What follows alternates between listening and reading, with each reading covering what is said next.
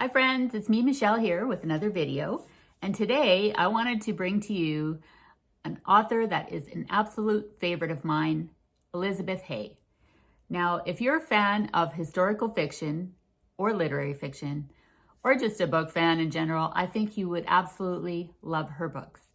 The reason why I thought I would put a spotlight on her is because I haven't seen a lot of booktubers talking about any of her books, or her actually. So yeah, I just wanted to introduce her to you or refresh your memory if you're already familiar with her. Now, one of the first books I read of hers, I read last summer. The book is called His Whole Life. I don't have a copy, but in this book, we are following 10-year-old Jim. Jim's parents are taking him out to the lake for the summer, and all he wants is a dog. His father is American, his mother is Canadian.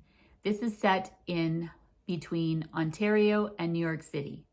So the family goes out to their cottage for the summer in Ontario. Now, at this time, because it's a historical book, this one's set in the 90s, in 1993 or 94, I believe, when the province of Quebec was planning to separate from the rest of Canada.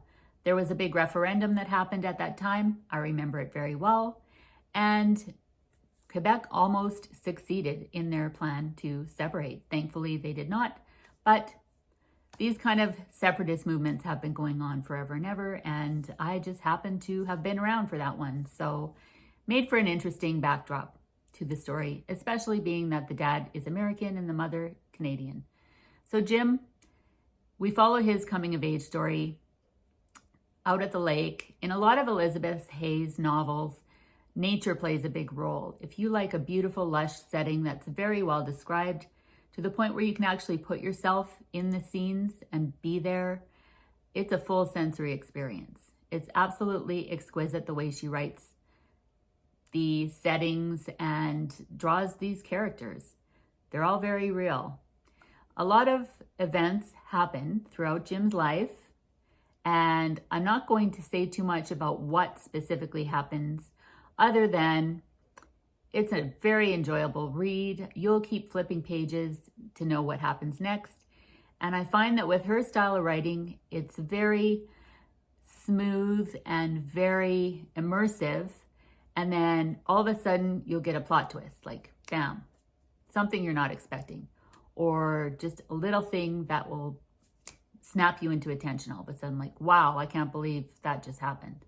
So there's that. In this book, yeah, a lot of moments like that. It had a fantastic opening paragraph. I don't have that in front of me, but it'll draw you right in from page one, guaranteed. So yeah, His Whole Life, a book I read last summer and absolutely loved. It's the perfect summertime book. The next book I read last year, which quickly became one of my favorite books of all time, and for sure my favorite of hers, is called A Student of Weather.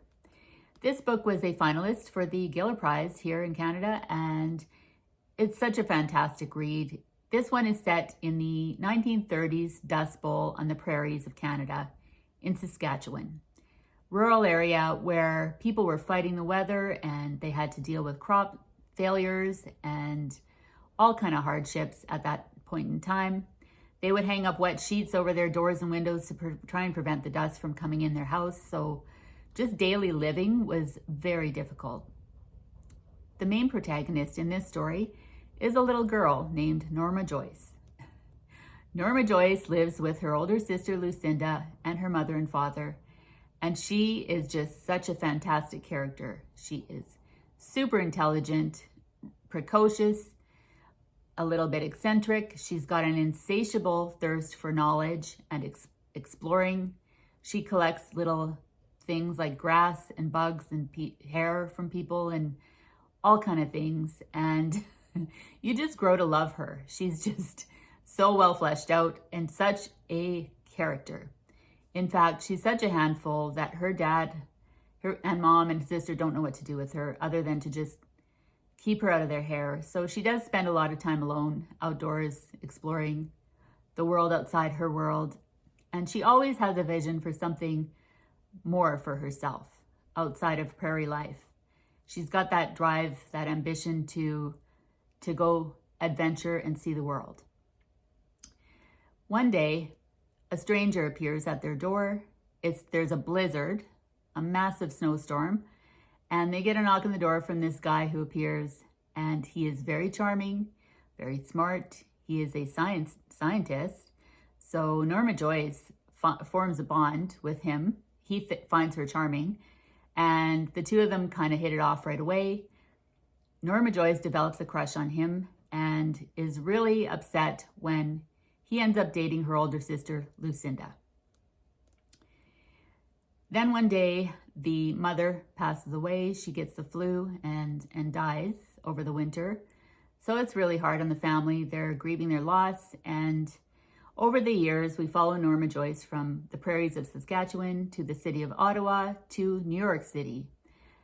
And this man that had shown up on their doorstep doesn't leave their lives. He's in there, back and forth, in and out of their lives, and plays a very interesting role. Norma Joyce's childhood crush on him develops into limerence and then further into obsession. This makes her make some very questionable decisions for herself, and you just can't wait to see what's going to happen next.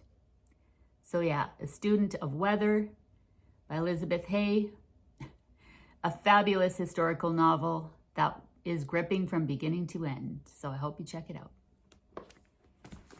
Next, we have a book that was very kind of a quiet, slow burn that I wasn't sure if I even liked at first, but it was so addictive, I had to keep reading. And that book is Alone in the Classroom.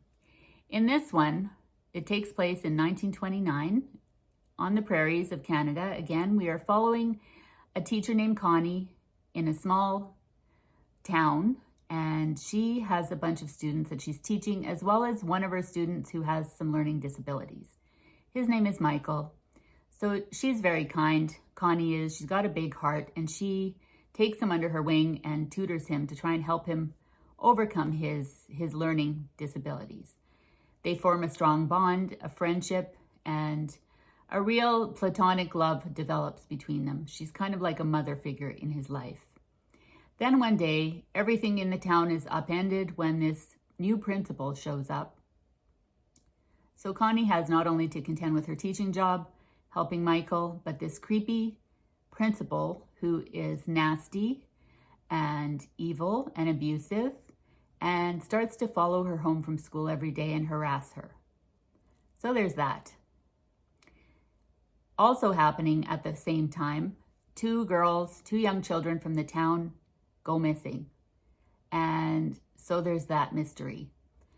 This, like I said, was kind of a slower burn, but the writing is fantastic, and interspersed with the kind of calm and the telling of the story are these really poignant plot twists, like I said previously, that just kind of like wake you up when you're kind of getting complacent in the story, and you just have to find out what's going to happen. How did Connie come out of this? This is told from the perspective of her niece, Anne, and yeah, fascinating woman, fascinating story of life in 1929 and what it was like to be a teacher back then. So love this book. It was a fantastic read, albeit a little bit slower paced than the other books I mentioned. Alone in the Classroom. And the next book was Late Nights on Air. This book actually did win the Giller Prize in 2007. In this one, we're following Harry, who worked in television in Toronto. Something happens at his job. He loses his job and he's forced to take a job at a very remote radio station in Canada's Arctic. He moves to Yellowknife, Northwest Territories, as well as another group of eccentric characters who are all living at this remote location, trying to eke out a living and work at this radio station. While he's there, he falls in love with this lady who's a DJ. He hears her voice and is immediately struck by how beautiful she sounds, and he can't wait to get to know her. So at its core, this book is a romantic story, but it's not corny. It's very realistic, very, like I said, these people are so well fleshed out. You can actually relate to a lot of them. And what I really love about Elizabeth Hay, what she does really well, is take the nuanced parts of people's personalities and put those on the page, so that's what makes them so realistic and so well fleshed out. You know, people are complicated, and she really gets that. She is so great at writing people as they really are in life. You know, it's not hard to put yourself in these people's shoes. And yeah, this story, this is set in 1975, by the way. So very interesting time and place and characters. Late Nights on Air, another fantastic book from Elizabeth Hay. Last but not least, Snow Road Station, her most recent release. I think this came out in 2023. One of my favorite books of that year, another one of my favorites of all time. This is at its core a book about female friendship. And it is so refreshing to read a book that doesn't rely on a romance or a love story or anything of that nature. Even though the people here do fall in love, it's not at the center of the story. It's refreshing to read something really fantastic about a platonic friendship. And this happens to be about Lulu, who is in her 60s. She's an actress whose memory is starting to kind of fail her. She's humiliated one day when she cannot remember the lines of a play that she's acting in, so she retreats back to her hometown of Snow Road Station, Ontario. There, she reignites a friendship with Nan, who they've known each other since childhood, but there's been gaps in their friendship, like decades-long kind of gaps, as happens in life sometimes. So we're following Lulu and Nan, all the cast of characters that they know, in this very small, very remote location again. And in this book, as with her other books, she really writes nature and settings so well that they almost play a character in her stories. And this one here is set in the backdrop of the 2008 financial crisis, when people were, you know, struggling to keep their jobs, struggling to find jobs, struggling to not lose their homes, etc. So there's that simmering in the background of this book. Very entertaining. There are some really funny laugh out loud parts in this book, and it's about 200 pages. So it's a great book to pick up if you're just curious and you're wanting to read something from Elizabeth Hay. So there you have it. I have given all of her books 5 stars. I have loved every single one of them. So, I mean, take your pick, whichever sounds the most appealing. If I can draw a comparison to her writing, if you're not sure, if you like the writing of, let's say, Ya Jassy, Homegoing meets Kate Atkinson meets, who else does she remind me of? Yeah, those two kind of, if you were to take them and put them in a blender, you get the style of Elizabeth Hay. What can I say? Incredible writer. I just thought she deserves some more attention and some more love. So I hope I've done her justice, and please check her out if you're so inclined. Thanks so much for watching. See you in the next video. Bye.